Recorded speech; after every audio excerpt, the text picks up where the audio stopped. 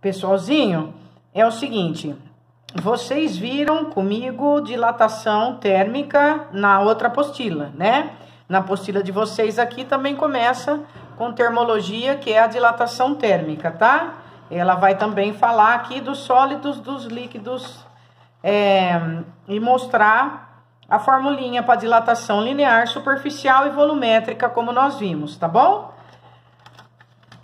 Quando termina essa parte, entra um assunto interessante aqui da aula 18, que eu gostaria que vocês dessem uma olhada, é sobre a dilatação anômala da água, que com certeza vocês já tiveram isso em química, mas eu vou passar rapidamente com vocês. Vocês sabem que a formulinha da densidade, ela é M igual a dV, né? E dessa forma, o D vezes o V fica em produto, a densidade vezes o volume, e eles são inversamente proporcionais. O que acontece? Se observarmos esse gráfico aqui, quando a temperatura da água está a 4 graus Celsius, ele tem o seu mínimo de volume, tá vendo? O seu volume é mínimo aqui, ó. Ele vai diminuindo de 0 graus até 4 graus Celsius, o seu volume diminui. Quando chega a 4 graus Celsius, ele atinge o volume mínimo. E depois, acima de 4 graus Celsius, o volume aumenta normalmente. Esse é o comportamento anômalo da água. Nesse caso aqui, em que o volume é mínimo, como ele é inversamente proporcional à densidade, a densidade é máxima. Então, a 4 graus Celsius, a gente pode falar que a densidade da água é máxima e o volume é mínimo. Por isso que, quando começamos a resfriar a água de 4 até 0 graus Celsius, o que acontece? Nesse intervalo de temperatura, em vez da sua densidade aumentar, ela diminui. Por isso, e aí, consequentemente, o volume aumenta. E aí estoura, né? A cerveja, o Gatorade, o que a gente deixar no congelador que contém a água, ela vai se expandir, vai estourar, não é? Por isso que o gelo fica com aquele volume, né? Que é o comportamento anômalo da água. Muito bem. Aí tem aqui explicando por quê, né? As pontes de hidrogênio tal, que vocês viram na disciplina de química, né? E aqui tem aquela explicação super legal do lago. O que acontece quando a temperatura começa a baixar muito, né? Onde a temperatura atinge 0 graus Celsius ou temperaturas negativas, né? Em regiões aonde tem os lagos, qual que é o processo? O processo é que quando começa a esfriar aqui a temperatura superficial, a água também, consequentemente, vai esfriando e fica mais densa e desce. E por convecção, a que está aqui mais fria é mais pesada e sobe. E assim ela vai fazendo essa convecção de se esfriando até ela chegar a 4 graus Celsius. Quando ela atinge a 4 graus Celsius, ela atingiu o máximo, né, da sua densidade.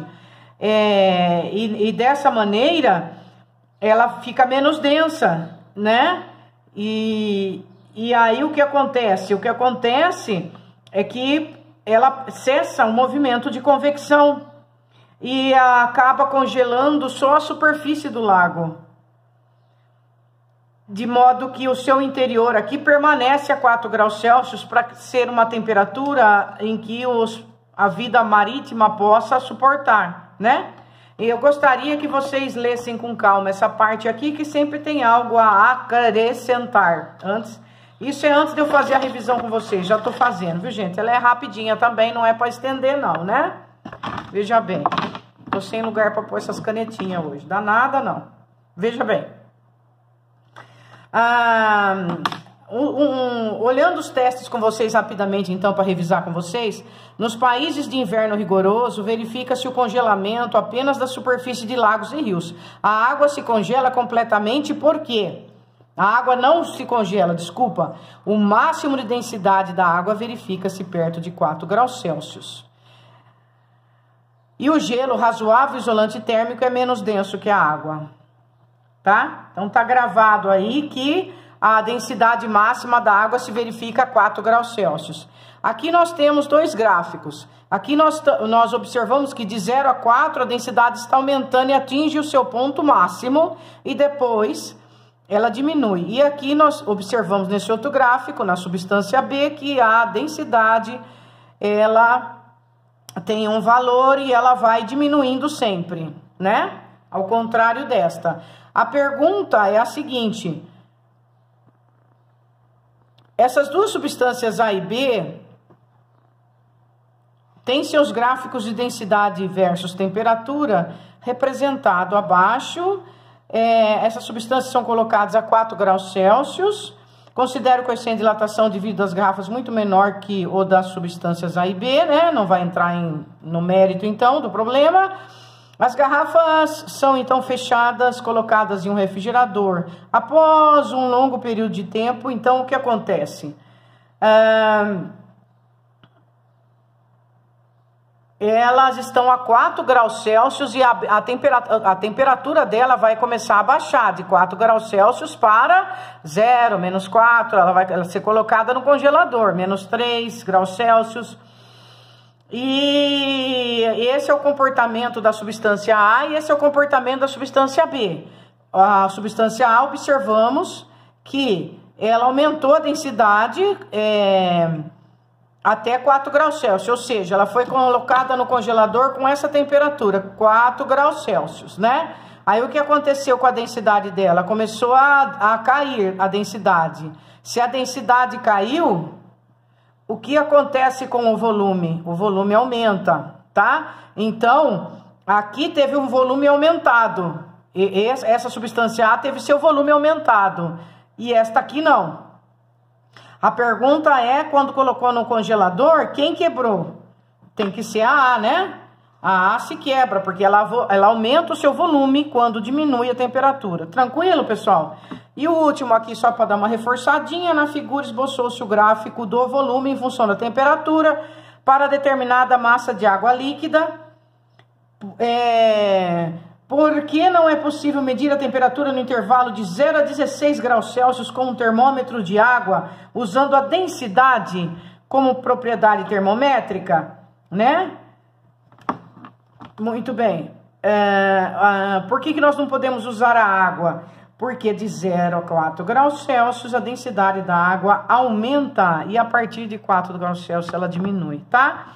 Eu vou pedir para vocês fazerem esses exercícios, dar uma lida que é muito interessante para vocês. Aí veio a matéria que vocês vão fazer a atividade, né? Que já está no Teams para vocês.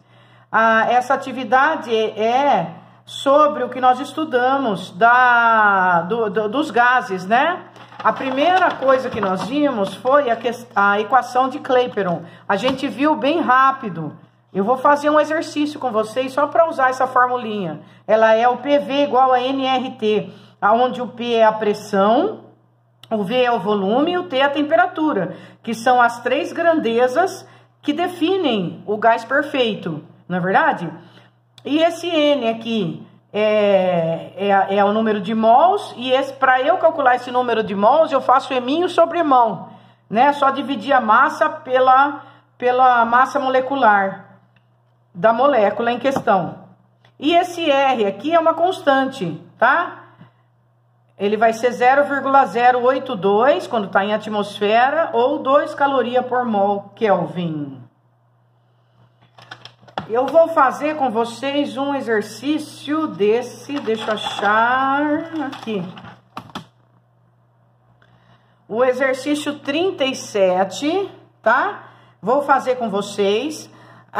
Aqui vai entrar no PVT Povotó, que a gente também estudou, que são as três grandezas que definem o gás perfeito.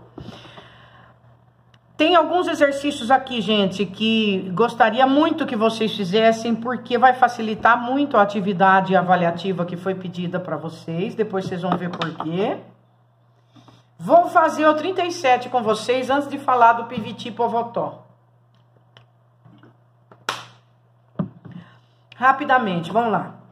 Ó, o 37 ele fala assim: se 4 gramas de etano C2H6, então vou colocar aqui na folhinha os dados do exercício primeiro.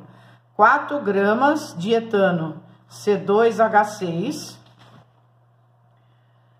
estão a 27 graus Celsius, 27 graus Celsius, e apresentam um volume de 3,5 litros. Então, a sua pressão em milímetros de Hg é...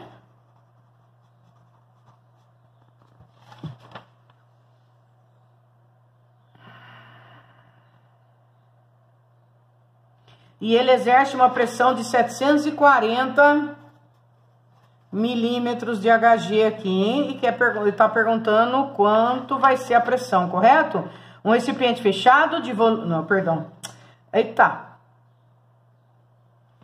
Eu li lá de cima. Esquece esse aqui.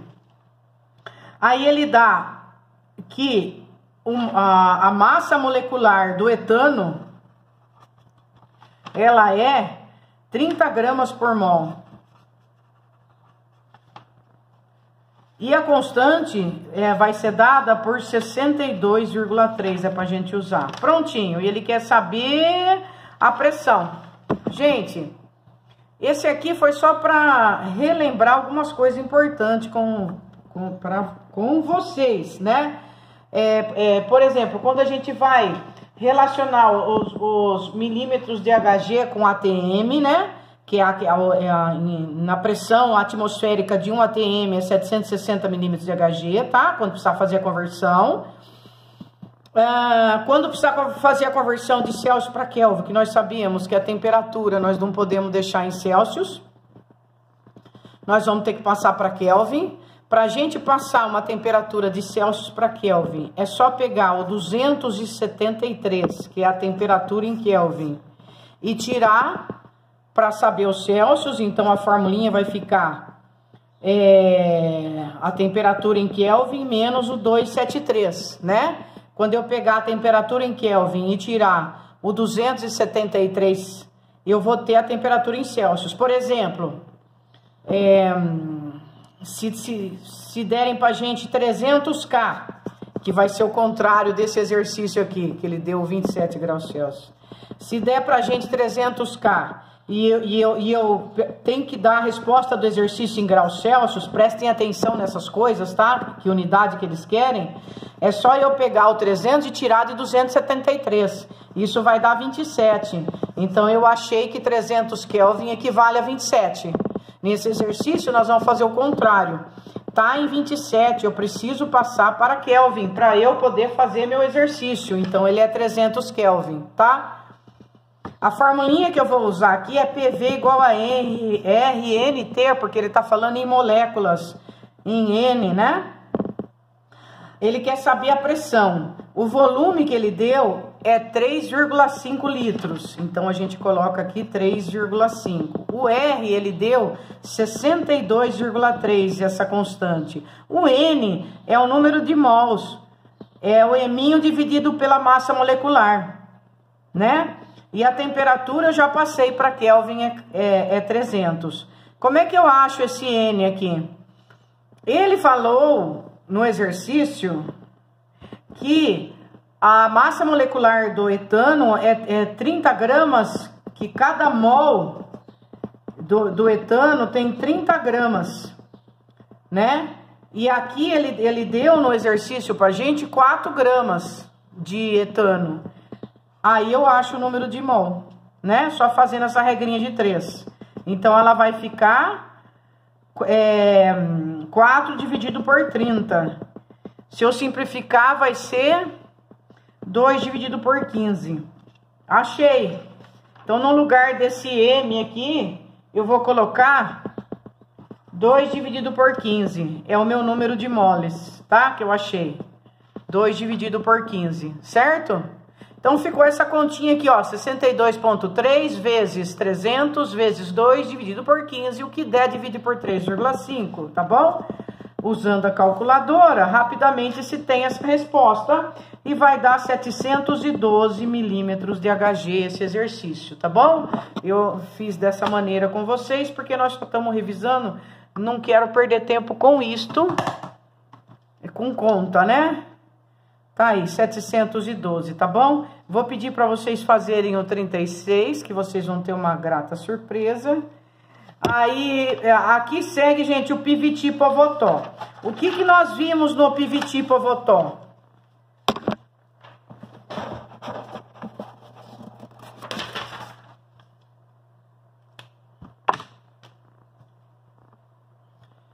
No piviti povotó, nós estudamos 3 condições dos gases. Transformação isotérmica. O que é uma transformação isotérmica? É temperatura constante. Quando a temperatura está constante, o meu gráfico vai dar um isoterma. Aqui eu tenho, por exemplo, a pressão e aqui eu tenho o volume. A pressão está variando, o volume não. Esse tipo de gráfico, se a pressão varia e o volume varia, quem não varia é a temperatura. Então, isso aqui eles chamam de isoterma, né? Esse tipo aqui de transformação. E a formulinha minha fica, pegando a temperatura constante, pivi povó. Pivi povó. A formulinha nossa. A pressão fica inversamente proporcional ao volume, o que a gente pode verificar no gráfico, né? A pressão inversamente proporcional ao volume. Aqui, quanto mais eu diminuo a minha pressão, mais eu aumento o meu volume. Certo, pessoal? É uma hipérbole isso aqui. Depois nós vimos a transformação isobárica. O que é transformação isobárica? É a pressão constante. A pressão constante agora vai ficar viti-votó. E na pressão constante, meu gráfico, ele vai se apresentar assim. A pressão vai ficar constante. O meu volume aumenta ou diminui, a minha pressão continua a mesma, tá? Isso aqui é uma transformação isobárica. Depois a gente viu a transformação, a pressão foi constante, a temperatura constante, agora falta, não, perdão, eu vi o volume, né? Não, peraí, a pressão é constante, a temperatura constante, falta o volume, o isovolumétrica, a transformação isovolumétrica ou isocórica, né? Ou isométrica, é o volume constante agora. O volume constante, a minha pressão muda e o volume não. Ele fica assim, então. Aqui eu tenho um gráfico de pressão em função do volume. Uma transformação de A até B, ela é isovolumétrica nesse caso, porque o volume se mantém constante, certo? E a formulinha do piviti povotó vai ficar piviti povotó. Piti potó fica a formulinha. Certo, pessoal? Tranquilo essa parte, não é? Depois vem a mais recente, que é a primeira lei da termodinâmica e a segunda lei da termodinâmica, que a apostila de vocês aqui nesse caso, ela não explorou agora, mas vocês fiquem tranquilos que ela vai explorar depois no 4º bimestre, nós já matamos, tá bom? Aí eu vou pedir para vocês fazerem esses exercícios que estão super legais também. Isso aqui vocês se lembram, nós fizemos juntos os exercícios, é só olhar quem tá constante. É super tranquilo, não é, gente? Dá uma olhadinha, façam isso aqui, dá uma estudada aqui primeiro. Aí vocês vão abrir lá a atividade, vocês vão fazer com uma facilidade tremenda. Vocês vão falar, você tá brincando, professora, com a gente? Não, isso aqui é baba. Beleza, meus filhos? Um grande abraço, uma ótima atividade para vocês, um ótimo feriado. E eu entro na semana que vem com a parte de acústica. Um abraço, pessoal.